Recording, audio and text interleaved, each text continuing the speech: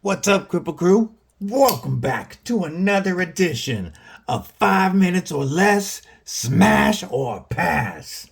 I'm your host, EDC with DBD, Disabled but Deadly, and today we will be taking a look at the FerraMonster Glideman.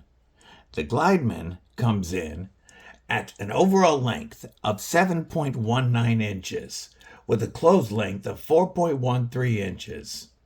We have a blade length of 3.05 inches, a blade stock thickness of 140 thousandths, and an overall weight of only 3.77 ounces.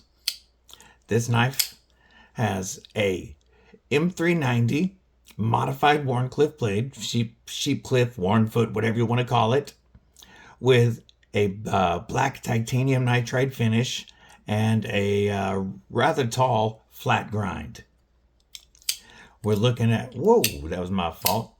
We are looking at ball bearing action with ball bearings in the pivot and deployment method of a really nice flipper, a great blade hole for reverse flick, and let's see if I can get it. I'm no good with frame locks at the thumb hole, but it does work for most people, and it works very well. Whoop, that was my fault. For the reverse flick, left-handed.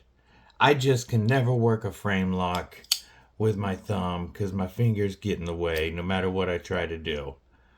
So, but the flipper and man, that reverse flick are amazing.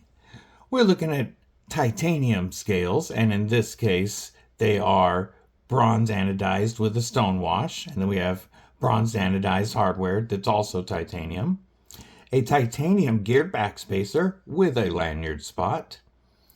A nice titanium tip up, as the gods intended, pocket clip with frame lock for our locking mechanism.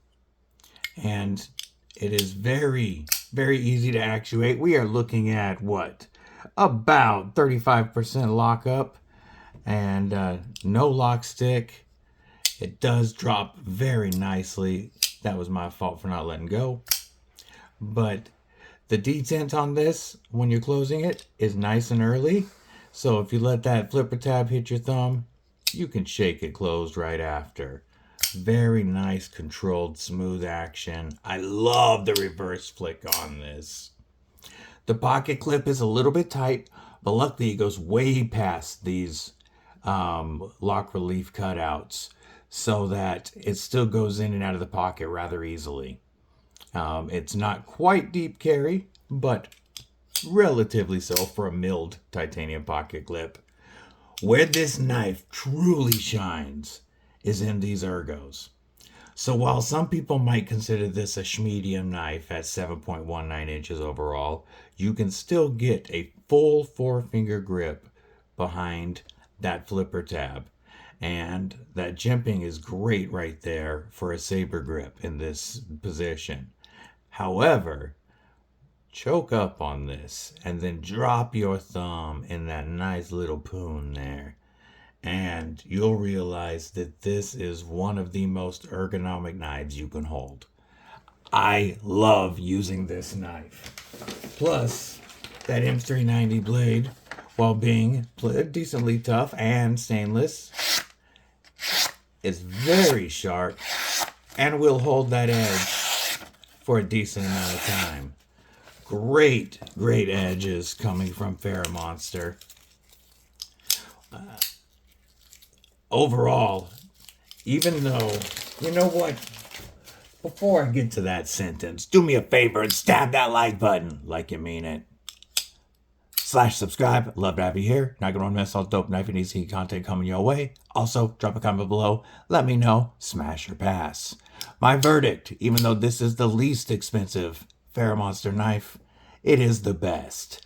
So I say, especially right now when it is 22% off, the huge FerraMonster sale ends tomorrow. But right now, with code DBD, this knife is less than $180, or drops the line down to right at $180. And to me, that's a crazy price for one of the most comfortable knives I've ever held in my life. And so I say, smash! Why ain't you already smashed? The code is great. The discount's huge. Smash the hell out of this knife. Let me know your thoughts below. I went slightly over 5 minutes. My bad. Love you guys. Stay safe. Stay frosty. Stay deadly.